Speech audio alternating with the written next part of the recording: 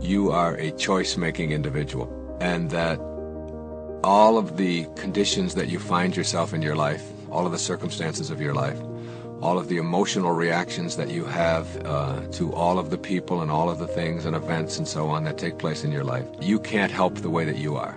You indeed are the product of all of the choices that you've made up until this moment. Circumstances do not make a man, they reveal him.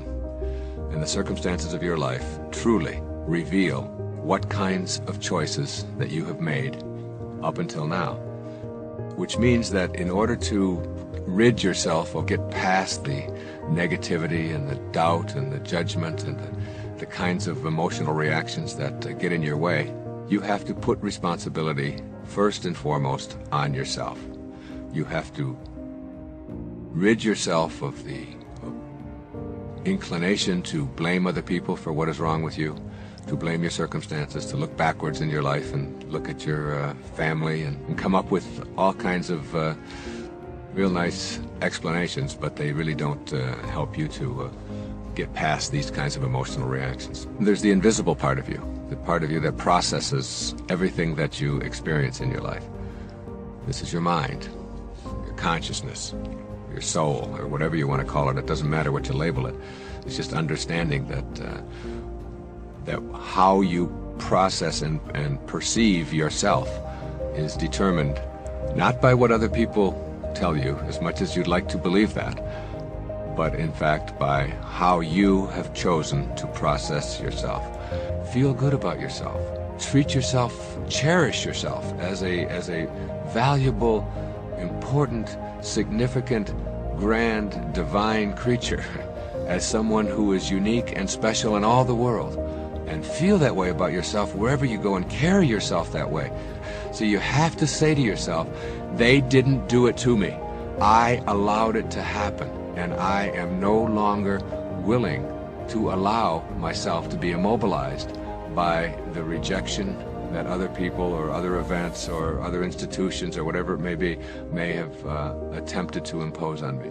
So what you want to do at this point is if you can see that there are areas of your life in which you are self-rejecting, and identify them and make a commitment to changing them, then you can come up with some specific things that you can do about them. Looking for your value in the approval of others, making other people's opinions more important than your own opinion of yourself, which is exactly what you do every single time you find yourself upset, immobilized, depressed, out of sorts, even unhappy with the way someone else has treated you or behaved towards you. And if you are experiencing an inner kind of discontent as a result of what somebody else has said or done, what you're really saying in that moment is, what that person thinks of me is more important than what I think of myself.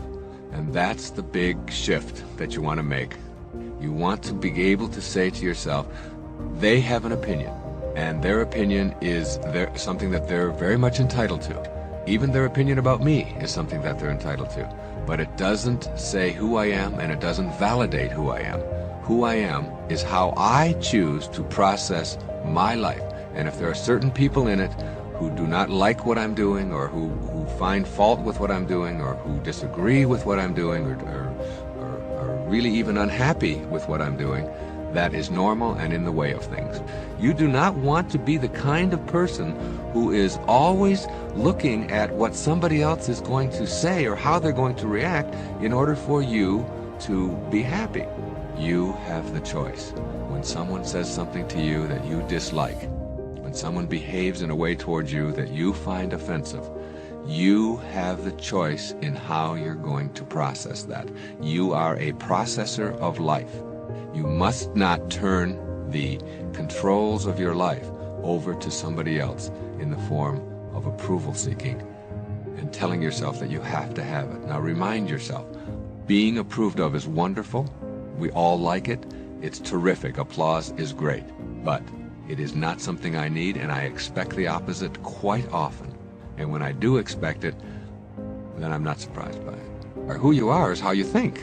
what you think about is what expands in the world, and you are what you think about all day long. It is your thoughts that create your very life.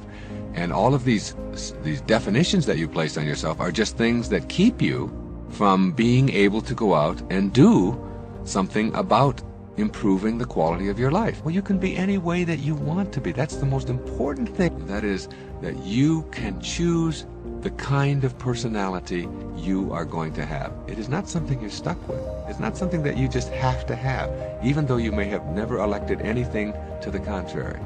If you hang on to that, if you're attached to the belief that you can't do something because you've always been told that, or because you're just like your father, or you inherited that from your mother. You hear families saying this over and over again. Oh, he got that from his grandfather, and oh, he got this from his great-grandmother, and all of that.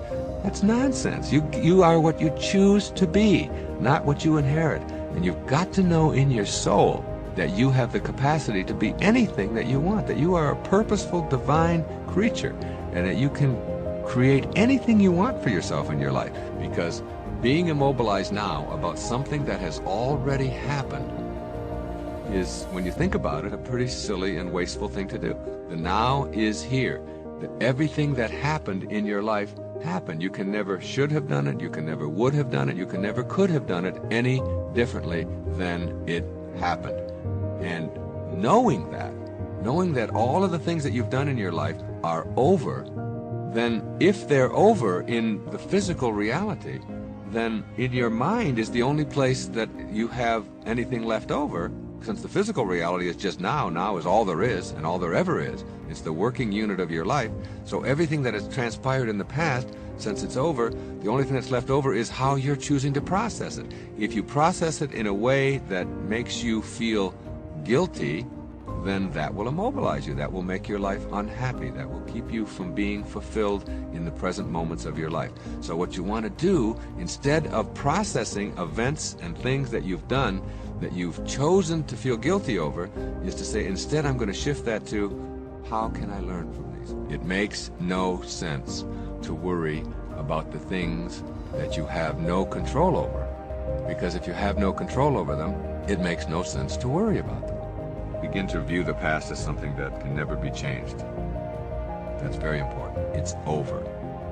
And your feeling guilty isn't going to change the past, nor will it make me a better person. So instead of being focused on things that are not going to change the outcome, what you want to do is be focused on how you can, in fact, change the outcome in the future.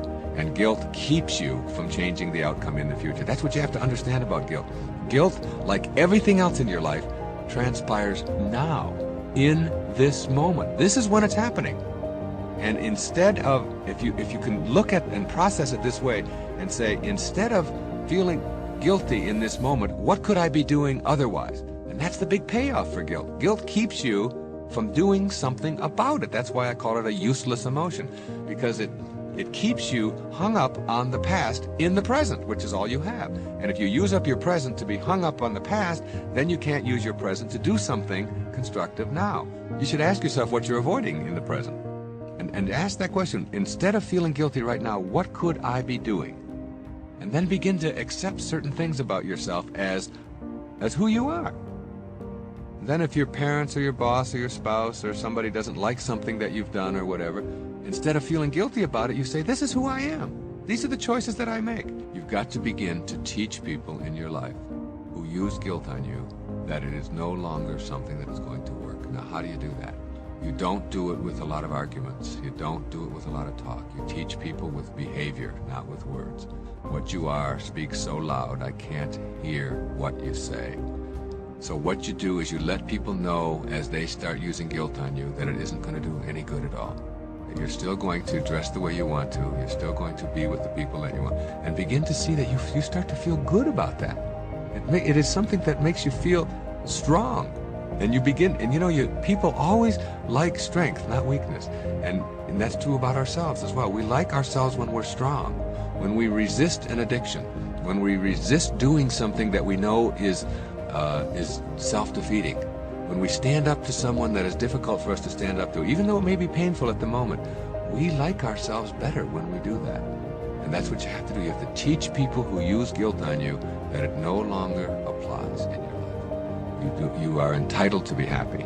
You are deserving of happiness. And there is no way to happiness. Happiness is the way. It is a way of living.